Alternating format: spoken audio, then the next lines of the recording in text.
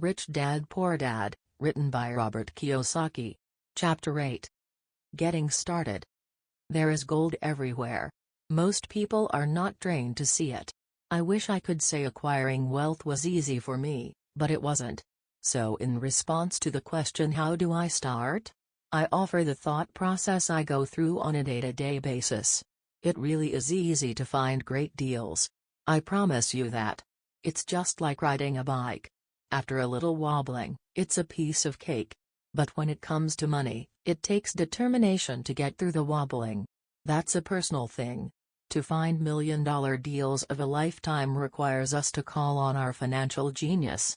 I believe that each of us has a financial genius within us.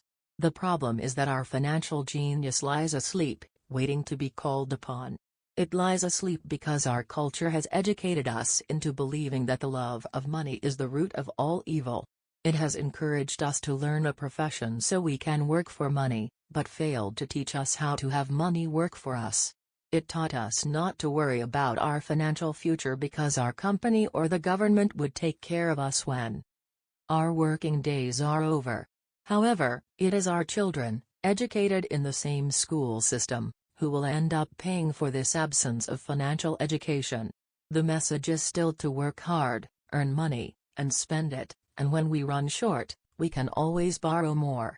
Unfortunately, 90% of the Western world subscribes to the above dogma, simply because it's easier to find a job and work for money. If you are not one of the masses, I offer you the following 10 steps to awaken your financial genius. I simply offer you the steps I have personally followed. If you want to follow some of them, great. If you don't, make up your own. Your financial genius is smart enough to develop its own list. While in Peru, I asked a gold miner of 45 years how he was so confident about finding a gold mine. He replied, "There is gold everywhere. Most people are not trained to see it." And I would say that is true. In real estate, I can go out and in a day come up with 4 or 5 great potential deals, while the average person will go out and find nothing, even looking in the same neighborhood. The reason is that they have not taken the time to develop their financial genius. I offer you the following 10 steps as a process to develop your God-given powers over which only you have control. 1. Find a reason greater than reality, the power of spirit. If you ask most people if they would like to be rich or financially free, they would say yes. But then reality sets in. The road seems too long with too many hills to climb. It's easier to just work for money and hand the excess over to your broker. I once met a young woman who had dreams of swimming for the U.S. Olympic team. The reality was that she had to get up every morning at 4 o'clock to swim for 3 hours before going to school. She did not party with her friends on Saturday night. She had to study and keep her grades up, just like everyone else. When I asked her what fueled her superhuman ambition and sacrifice, she simply said, "I do it for myself and the people I love. It's love that gets me over the hurdles and sacrifices." A reason or a purpose is a combination of wants and don't wants. When people ask me what my reason for wanting to be rich is, I tell them that it is a combination of deep emotional wants and don't wants. I will list a few. First, the don't wants, for they create the wants. I don't want to work all my life. I don't want what my parents aspired for, which was job security and a house in the suburbs. I don't like being an employee. I hated that my dad always missed my football games because he was so busy working on his career. I hated it when my dad worked hard all his life and the government took most of what he worked for at his death. He could not even pass on what he worked so hard for when he died. The rich don't do that. They work hard and pass it on to their children. Now the wants. I want to be free to travel the world and live in the lifestyle I love. I want to be young when I do this. I want to simply be free. I want control over my time and my life. I want money to work for me. Those are my deep-seated emotional reasons. What are yours? If they are not strong enough, then the reality of the road ahead may be greater than your reasons. I have lost money and been set back many times, but it was the deep emotional reasons that kept me standing up and going forward. I wanted to be free by age 40, but it took me until I was 47, with many learning experiences along the way. As I said, I wish I could say it was easy. It wasn't. But it wasn't that hard either. I've learned that, without a strong reason or purpose, anything in life is hard. If you do not have a strong reason, there is no sense reading further. This will sound like too much work. 2. Make daily choices, the power of choice. The choice is the main reason people want to live in a free country. We want the power to choose. Financially, with every dollar we get in our hands, we hold the power to choose our future, to be rich, poor, or middle class. Our spending habits reflect who we are. Poor people simply have poor spending habits. The benefit I had as a boy was that I loved playing Monopoly constantly. Nobody told me Monopoly was only for kids, so I just kept playing the game as an adult. I also had a rich dad who pointed out to me the difference between an asset and a liability. So a long time ago, as a little boy, I chose to be rich, and I knew that. All I had to do was learn to acquire assets, real assets. My best friend, Mike, had an asset column handed to him, but he still had to choose to learn to keep it. Many rich families lose their assets in the next generation simply because there was no one trained to be a good steward over their assets. Most people choose not to be rich. For 90% of the population, being rich is too much of a hassle. So they invent sayings that go, "I'm not interested in money. I'll never be rich. I don't have to worry. I'm still young. When I make some money, then I'll think about my future. My husband/wife handles the finances." The problem with those statements is that they rob the person who chooses to think such thoughts of two things. One is time, which is your most precious asset. The second is learning. Having no money should not be an excuse to not learn. But that is a choice we all make daily, the choice of what we do with our time, our money, and what we put in our heads. That is the power of choice. All of us have choice. I just choose to be rich, and I make that choice every day. Invest first in education. In reality, the only real asset you have is your mind, the most powerful tool we have dominion over. Each of us has the choice of what we put in our brain once we're old enough. You can watch TV, read golf magazines, or go to ceramics class or a class on financial planning. You choose. Most people simply buy investments rather than first investing and learning about investing. A friend of mine recently had her apartment burglarized. The thieves took her electronics and left all the books. And we all have that same choice. 90% of the population buys TV sets, and only about 10% buy business books. So what do? I go to seminars. I like it when they are at least 2 days long because I like to immerse myself in a subject. In 1973, I was watching this guy on TV who was advertising a 3-day seminar on how to buy real estate for nothing down. I spent $385 and that course has made me at least $2 million, if not more. But more importantly, it bought me life. I don't have to work for the rest of my life because of that one course. I go to at least 2 such courses every year. I love CDs and audiobooks. The reason, I can easily review what I just heard. I was listening to an investor say something I completely disagreed with. Instead of becoming arrogant and critical, I simply listened to that 5-minute stretch at least 20 times, maybe more. But suddenly, by keeping my mind open, I understood why he said what he said. It was like magic. I felt like I had a window into the mind of one of the greatest investors of our time. I gained tremendous insight into the vast resources of his education and experience. The net result, I still have the old way I used to think, and I now have a new way of looking at the same problem or situation. I have 2 ways to analyze a problem or trend, and that is priceless. Today, I often say, how would Donald Trump do this? Or Warren Buffett or George Soros. The only way I can access their vast mental power is to be humble enough to read or listen to what they have to say. Arrogant or critical people are often people with low self-esteem who are afraid of taking risks. That's because, if you learn something new, You are then required to make mistakes in order to fully understand what you have learned. If you have read this far, arrogance is not one of your problems. Arrogant people rarely read or listen to experts. Why should they? They are the center of the universe. There are so many intelligent people who argue or defend when a new idea clashes with the way they think. In this case, their so-called intelligence combined with arrogance equals ignorance. Each of us knows people who are highly educated or believe they are smart, but their balance sheet paints a different picture.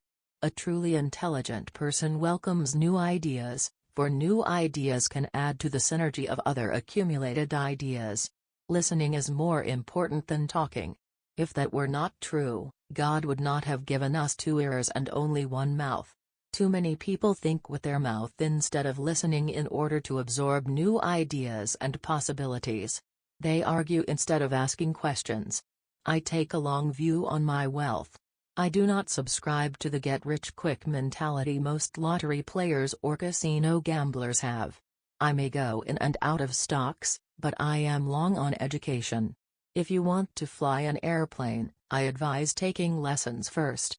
I am always shocked at people who buy stocks or real estate, but never invest in their greatest asset, their mind. Just because you bought a house or 2 does not make you an expert at real estate. 3. Choose friends carefully, the power of association. First of all, I do not choose my friends by their financial statements. I have friends who have actually taken a vow of poverty as well as friends who earn millions every year. The point is that I learn from all of them. Now, I will admit that there are people I have actually sought out because they had money. But I was not after their money, I was seeking their knowledge. In some cases, these people who had money have become dear friends. I've noticed that my friends with money talk about money. They don't do it to brag. They're interested in the subject. So I learn from them, and they learn from me. My friends who are in dire financial straits do not like talking about money, business, or investing. They often think it rude or intellectual. So I also learn from my friends who struggle financially. I find out what not to do. I have several friends who have generated over $1 billion in their short lifetimes. The 3 of them report the same phenomenon. Their friends who have no money have never come to them to ask them how they did it. But they do come asking for one of 2 things, or both, a loan, or a job. Warning: don't listen to poor or frightened people.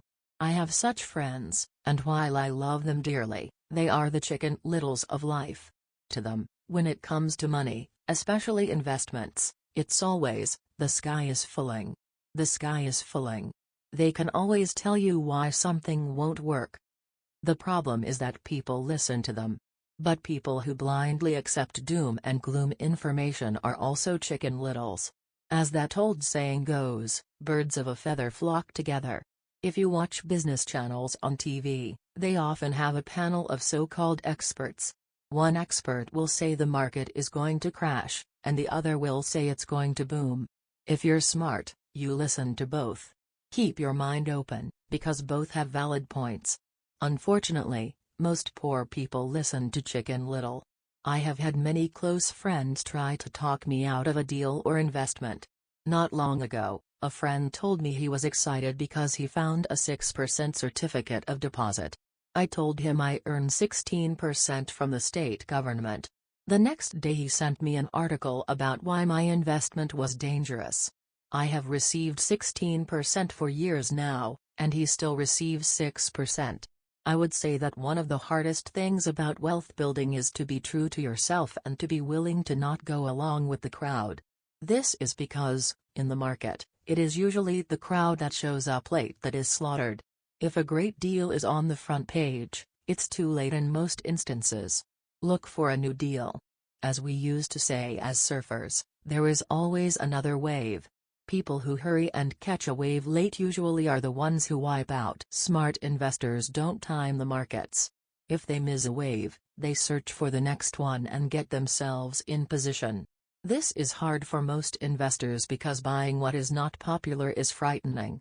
Timid investors are like sheep going along with the crowd. or their greed gets them in when wise investors have already taken their profits and moved on. Wise investors buy an investment when it's not popular. They know their profits are made when they buy, not when they sell. They wait patiently. As I said, they do not time the market. Just like a surfer, they get in position for the next big swell.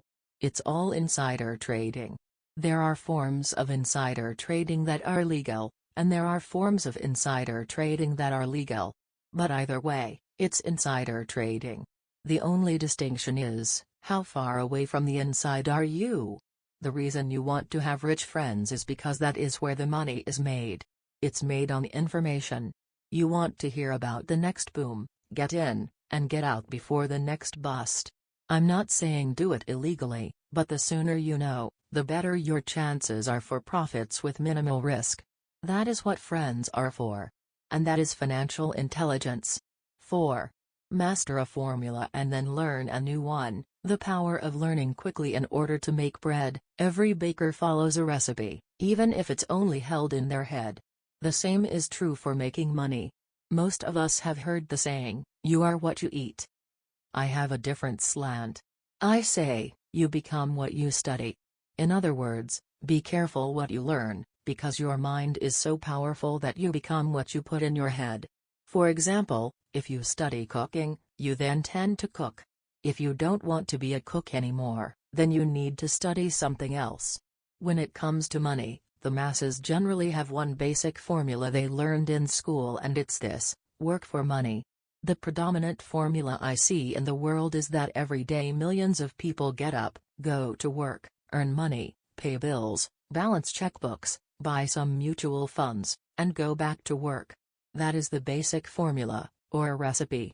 If you're tired of what you're doing, or you're not making enough, it's simply a case of changing the formula via which you make money. Years ago, when I was 26, I took a weekend class called How to Buy Real Estate Foreclosures. I learned a formula. The next trick was to have the discipline to actually put into action what I had learned. That is where most people stop. For 3 years, while working for Xerox, I spent my spare time learning to master the art of buying foreclosures. I've made several $1,000,000 using that formula. So after I mastered that formula, I went in search of other formulas. For many of the classes, I did not directly use the information I learned, but I always learned something new. I have attended classes designed for derivative traders, commodity option traders, and chaologists. I was way out of my league, being in a room full of people with doctorates in nuclear physics and space science. Yet, I learned a lot that made my stock and real estate investing more meaningful and lucrative. Most junior colleges and community colleges have classes on financial planning and buying traditional investments. They are good places to start, but I always search for a faster formula. That is why, on a fairly regular basis, I make more in a day than many people will make in their lifetime. Another side note, in today's fast-changing world, it's not so much what you know anymore that counts, because often what you know is old. It is how fast you learn. That skill is priceless.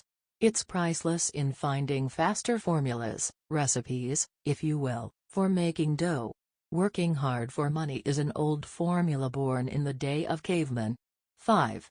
Pay yourself first, the power of self-discipline. If you cannot get control of yourself, do not try to get rich. It makes no sense to invest, make money, and blow it. It is the lack of self-discipline that causes most lottery winners to go broke soon after winning millions. It is the lack of self-discipline that causes people who get a raise to immediately go out and buy a new car or take a cruise. It is difficult to say which of the 10 steps is the most important. But of all the steps, this step is probably the most difficult to master if it is not already a part of your makeup. I would venture to say that personal self-discipline is the #1 delineating factor between the rich, the poor, and the middle class. Simply put, people who have low self-esteem and low tolerance for financial pressure can never be rich. As I have said, a lesson learned from my rich dad was that the world will push you around. The world pushes people around, not because other people are bullies, but because the individual lacks internal control and discipline. People who lack internal fortitude often become victims of those who have self-discipline. In the entrepreneur classes I teach, I constantly remind people to not focus on their product, service, or widget, but to focus on developing management skills. The 3 most important management skills necessary to start your own business are management of 1. Cash flow. 2. People. 3. Personal time. I would say the skills to manage these 3 apply to anything, not just entrepreneurs. The 3 matter in the way you live your life as an individual, or as part of a family, a business, a charitable organization, a city, or a nation. Each of these skills is enhanced by the mastery of self-discipline. I do not take the saying, "Pay yourself first," lightly. The statement, "Pay yourself first," comes from George Clason's book, The Richest Man in Babylon. Millions of copies have been sold. But while millions of people freely repeat that powerful statement, few follow the advice. Kim and I have had many bookkeepers, accountants, and bankers who have had a major problem with this way of looking at, "Pay yourself first." The reason is that these financial professionals actually do what the masses do, they pay themselves last. There have been times in my life when, for whatever reason, cash flow was far less than my bills. I still paid myself first.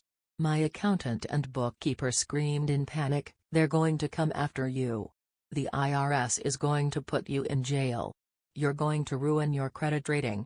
They'll cut off the electricity." I still paid myself first. Why? You ask. Because that's what the story, The Richest Man in Babylon, was all about, the power of self-discipline and the power of internal fortitude. As my rich dad taught me the first month I worked for him, most people allow the world to push them around. A bill collector calls and you pay or else. A sales clerk says, "Oh, just put it on your charge card." Your real estate agent tells you, "Go ahead." The government allows you a tax deduction on your home. That is what the book is really about, having the guts to go against the tide and get rich. You may not be weak, but when it comes to money, many people get wimpy. I am not saying be irresponsible. The reason I don't have high credit card debt, and doodad debt, is because I pay myself first. The reason I minimize my income is because I don't want to pay it to the government. That is why my income comes from my asset column, through a Nevada corporation. If I work for money, the government takes it. Although I pay my bills last, I am financially astute enough to not get into a tough financial situation. I don't like consumer debt. I actually have liabilities that are higher than 99% of the population, but I don't pay for them. Other people pay for my liabilities. They're called tenants. So rule number 1 in paying yourself first is, don't get into consumer debt in the first place. Although I pay my bills last, I set it up to have only small unimportant bills that are due. When I occasionally come up short, I still pay myself first.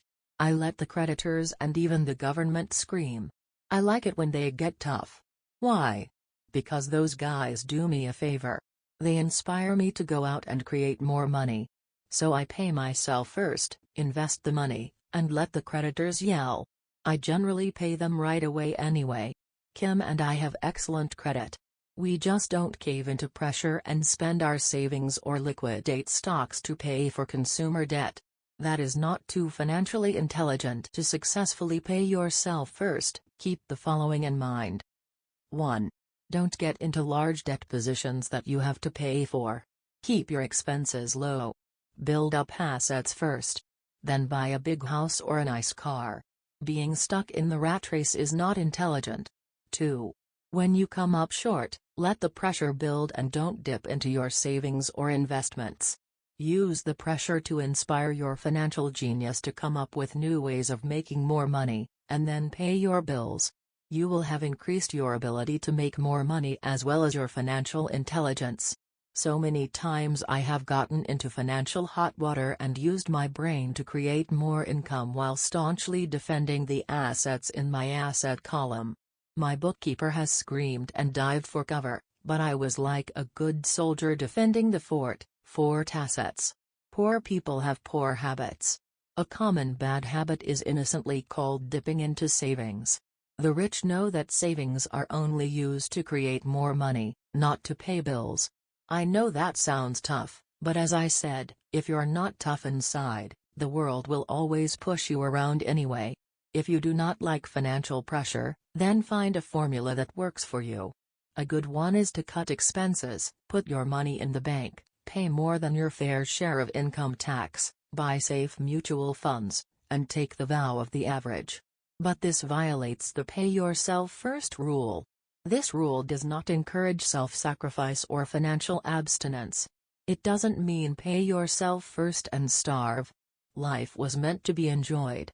If you call on your financial genius, you can have all the goodies of life, get rich, and pay bills. And that is financial intelligence. 6. Pay your brokers well, the power of good advice. Sometimes I see people posting a sign in front of their house that says, "For sale by owner." Or I see people on TV claiming to be discount brokers. My rich dad taught me to take the opposite approach. He believed in paying professionals well, and I have adopted that policy also. Today, I have expensive attorneys, accountants, real estate brokers, and stockbrokers. Why? Because if, and I do mean if, the people are professionals, their services should make you money. And the more money they make, the more money I make. We live in the information age. Information is priceless. A good broker should provide you with information, as well as take the time to educate you. I have several brokers who do that for me. Some taught me when I had little or no money, and I am still with them today. What I pay a broker is tiny in comparison with what kind of money I can make because of the information they provide. I love it when my real estate broker or stockbroker makes a lot of money because that usually means I made a lot of money. A good broker saves me time, in addition to making me money, like when I bought the vacant land for $9,000 and sold it immediately for over $25,000 so I could buy my Porsche quicker. A broker is my eyes and ears in the market. They're there every day so I do not have to be. I'd rather play golf. People who sell their house on their own must not value their time much. Why would I want to save a few bucks when I could use that time to make more money or spend it with those I love? What I find funny is that so many poor and middle-class people insist on tipping restaurant help 15 to 20%, even for bad service, but complain about paying a broker 3 to 7%. They enjoy tipping people in the expense column and stiffing people in the asset column. That is not financially intelligent. Keep in mind that not all brokers are created equal. Unfortunately, most brokers are only salespeople. They sell, but they themselves own little or no real estate. There is a tremendous difference between a broker who sells houses and a broker who sells investments. The same is true for stock, bond, mutual fund, and insurance, brokers who call themselves financial planners. When I interview any paid professional, I first find out how much property or stocks they personally own and what percentage they pay in taxes. And that applies to my tax attorney as well as my accountant. I have an accountant who minds his own business. His profession is accounting, but his business is real estate. I used to have an accountant who was a small business accountant, but he had no real estate. I switched because we did not love the same business. Find a broker who has your best interests at heart. Many brokers will spend the time educating you, and they could be the best asset you find. Just be fair, and most of them will be fair to you. If all you can think about is cutting their commissions, then why should they want to help you? It's just simple logic. As I said earlier, one of the management skills is the management of people. Many people only manage people they feel smarter than and they have power over. Many middle managers remain middle managers, failing to get promoted, because they know how to work with people below them, but not with people above them. The real skill is to manage and reward the people who are smarter than you in some technical area. That is why companies have a board of directors. You should have one too. That is financial intelligence. 7. Be an Indian giver, the power of getting something for nothing. When the first European settlers came to America, they were taken aback by a cultural practice some American Indians had. For example, if a settler was cold, the Indian would give the person a blanket. Mistaking it for a gift, the settler was often offended when the Indian asked for it back. The Indians also got upset when they realized the settlers did not want to give it back. That is where the term Indian giver came from, a simple cultural misunderstanding. In the world of the asset column, being an Indian giver is vital to wealth. The sophisticated investor's first question is, how fast do I get my money back? They also want to know what they get for free, also called a piece of the action. That is why the ROI, or return on investment, is so important. For example, I found a small condominium that was in foreclosure a few blocks from where I lived. The bank wanted $60,000, and I submitted a bid for $50,000, which they took, simply because, along with my bid, was a cashier's check for $50,000. They realized I was serious. Most investors would say, "Aren't you tying up a lot of cash? Would it not be better to get a loan on it?" The answer is, not in this case. My investment company uses this condominium as a vacation rental in the winter months when the snowbirds come to Arizona. It rents for $2,500 a month for 4 months out of the year. For rental during the off-season, it rents for only $1,000 a month. I had my money back in about 3 years. Now I own this asset, which pumps money out for me, month in and month out. The same is done with stocks. Frequently, my broker calls and recommends I move a sizable amount of money into the stock of a company that he feels is just about to make a move that will add value to the stock, like announcing a new product. I will move my money in for a week to a month while the stock moves up. Then I pull my initial dollar amount out, and stop worrying about the fluctuations of the market, because my initial money is back and ready to work on another asset. So my money goes in, and then it comes out, and I own an asset that was technically free. True, I have lost money on many occasions, but I only play with money I can afford to lose. I would say, on an average 10 investments, I hit home runs on 2 or 3, while 5 or 6 do nothing, and I lose on 2 or 3. But I limit my losses to only the money I have in at that time. People who hate risk put their money in the bank. In the long run, safe savings are better than no savings. But it takes a long time to get your money back and, in most instances, you don't get anything for free with it. On every one of my investments, there must be an upside, something for free, like a condominium, a mini storage, a piece of free land, a house, stock shares, or an office building. And there must be limited risk, or a low-risk idea. There are books devoted entirely to this subject, so I will not talk about it here. Ray Kroc, of McDonald's fame, sold hamburger franchises, not because he loved hamburgers, but because he wanted the real estate under the franchise for free. So wise investors must look at more than ROI. They look at the assets they get for free once they get their money back. That is financial intelligence. 8. Use assets to buy luxuries, the power of focus. A friend's child has been developing a nasty habit of burning a hole in his pocket. Just 16, he wanted his own car. The excuse, all his friends' parents gave their kids cars. The child wanted to go into his savings and use it for a down payment. That was when his father called me and then came to see me. "Do you think I should let him do it, or should I just buy him a car?" I answered, "It might relieve the pressure in the short term, but what have you taught him in the long term?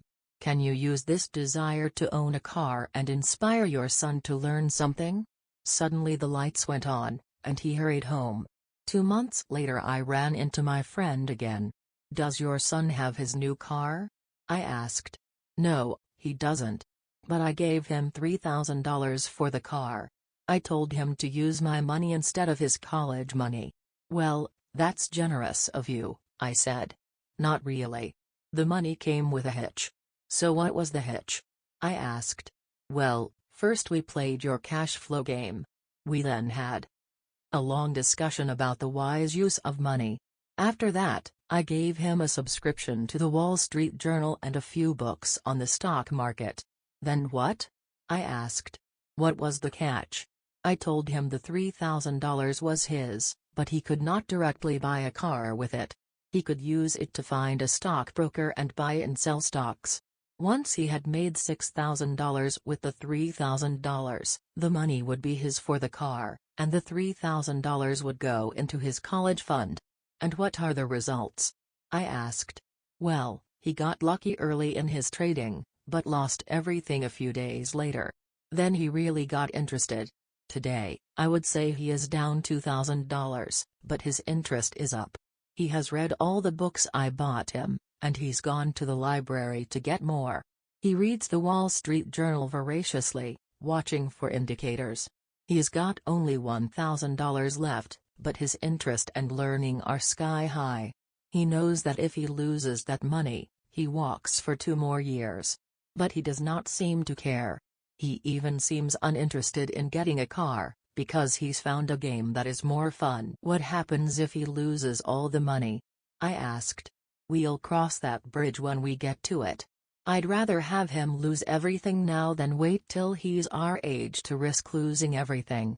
And besides, that is the best $3,000 I've ever spent on his education. What he is learning will serve him for life, and he seems to have gained a new respect for the power of money. As I said earlier, if a person cannot master the power of self-discipline, it is best not to try to get rich. I say this because, although the process of developing cash flow from an asset column is easy in theory, what's hard is the mental fortitude to direct money to the correct use. Due to external temptations, it is much easier in today's consumer world to simply blow money out the expense column. With weak mental fortitude, that money flows into the paths of least resistance. That is the cause of poverty and financial struggle. The following example illustrates the financial intelligence needed to direct money to make more money. If we give 100 people $10,000 at the start of the year, I believe that at the end of the year, 80 would have nothing left. In fact, many would have created greater debt by making a down payment on a new car, refrigerator, electronics, or a holiday. 16 would have increased that $10,000 by 5 to 10%. 4 would have increased it to $20,000 or into the millions. We go to school to learn a profession so we can work for money. It is my opinion that it's just as important to learn how to have money work for you. I love my luxuries as much as anyone else. The difference is I don't buy them on credit. It's the keep up with the Joneses trap. When I wanted to buy a Porsche, the easy road would have been to call my banker and get a loan. Instead of choosing to focus in the liability column, I chose to focus in the asset column. As a habit, I use my desire to consume to inspire and motivate my financial genius to invest. Too often today, we focus on borrowing money to get the things we want instead of focusing on creating money. One is easier in the short term, but harder in the long term. It's a bad habit that we as individuals, and as a nation, have gotten into. Remember, the easy road often becomes hard, and the hard road often becomes easy. The earlier you can train yourself and those you love to be masters of money, the better. Money is a powerful force. Unfortunately, people use the power of money against themselves. If your financial intelligence is low, money will run all over you. It will be smarter than you. If money is smarter than you, you will work for it all your life. To be the master of money, you need to be smarter than it. Then money will do as it is told. It will obey you. Instead of being a slave to it, you will be the master of it. That is financial intelligence. 9. Choose heroes, the power of myth. When I was a kid, I greatly admired Willie Mays, Hank Aaron, and Yogi Berra. They were my heroes, and I wanted to be just like them. I treasured their baseball cards, I knew their stats, the RBIs, the ERAs, their batting averages, how much they got paid, and how they came up from the minor leagues. As a 9-year-old kid, when I stepped up to bat or played first base or catcher, I wasn't me. I pretended I was a famous baseball player. It's one of the most powerful ways we learn, and we often lose that as adults. We lose our heroes. Today, I watch young kids playing basketball near my home. On the court they're not little Johnny. They're pretending to be their favorite basketball hero. Copying or emulating heroes is true power learning. I have new heroes as I grow older. I have golf heroes and I copy their swings and do my best to read everything I can about them. I also have heroes such as Donald Trump, Warren Buffett, Peter Lynch, George Soros, and Jim Rogers. I know their stats just like I knew the ERAs and RBIs of my childhood baseball heroes. I follow what Warren Buffett invests in, and I read anything I can about his point of view on the market and how he chooses stocks. And I read about Donald Trump, trying to find out how he negotiates and puts deals together. Just as I was not me when I was up to bat, when I'm in the market or I'm negotiating a deal, I am subconsciously acting with the bravado of Trump. Or when analyzing a trend, I look at it as though Warren Buffett were doing it. By having heroes, we tap into a tremendous source of raw genius. But heroes do more than simply inspire us. Heroes make things look easy. Making it look easy convinces us to want to be just like them. If they can do it, so can I. When it comes to investing, too many people make it sound hard. Instead, find heroes who make it look easy. 10. Teach and you shall receive, the power of giving. Both of my dads were teachers. My rich dad taught me a lesson I have carried all my life, the necessity of being charitable or giving. My educated dad gave a lot of his time and knowledge, but almost never gave away money. He usually said that he would give when he had some extra money, but of course, there was rarely any extra. My rich dad gave money as well as education. He believed firmly in tithing. If you want something, you first need to give, he would always say. When he was short of money, he gave money to his church or to his favorite charity. If I could leave one single idea with you, it is that idea. Whenever you feel short or in need of something, give what you want first and it will come back in buckets. That is true for money, a smile, love, or friendship. I know it is often the last thing a person may want to do, but it has always worked for me. I trust that the principle of reciprocity is true, and I give what I want. I want money, so I give money, and it comes back in multiples. I want sales, so I help someone else sell something, and sales came to me. I want contacts, and I help someone else get contacts. Like magic, contacts came to me. I heard a saying years ago that went, God does not need to receive, but humans need to give. My rich dad would often say, poor people are more greedy than rich people. He would explain that if a person was rich, that person was providing something that other people wanted. In my life, whenever I have felt needy or short of money or short of help, I simply went out or found in my heart what I wanted, and decided to give it first. And when I gave, it always came back. It reminds me of the story of the guy sitting with firewood in his arms on a cold, freezing night. He is yelling at the pot-bellied stove, when you give me some heat, then I'll put some wood in you. And when it comes to money, love, happiness, sales, and contacts, all one needs to remember is to give first. Often just the process of thinking of what I want, and how I could give that to someone else, breaks free a torrent of bounty. Whenever I feel that people aren't smiling at me, I simply begin smiling and saying hello. Like magic, the next thing I know I'm surrounded by smiling people. It is true that your world is only a mirror of you. So that's why I say, teach, and you shall receive. I have found that the more I teach those who want to learn, the more I learn. If you want to learn about money, teach it to someone else. A torrent of new ideas and finer distinctions will come in. There are times when I have given and nothing has come back, or what I have received is not what I wanted. But upon closer inspection and soul searching, I was often giving to receive in those instances, instead of giving for the joy that giving itself brings. My dad taught teachers, and he became a master teacher. My rich dad always taught young people his way of doing business. In retrospect, it was their generosity with what they knew that made them smarter. There are powers in this world that are much smarter than we are. You can get there on your own, but it's easier with the help of the powers that be. You only need to be generous with what you have.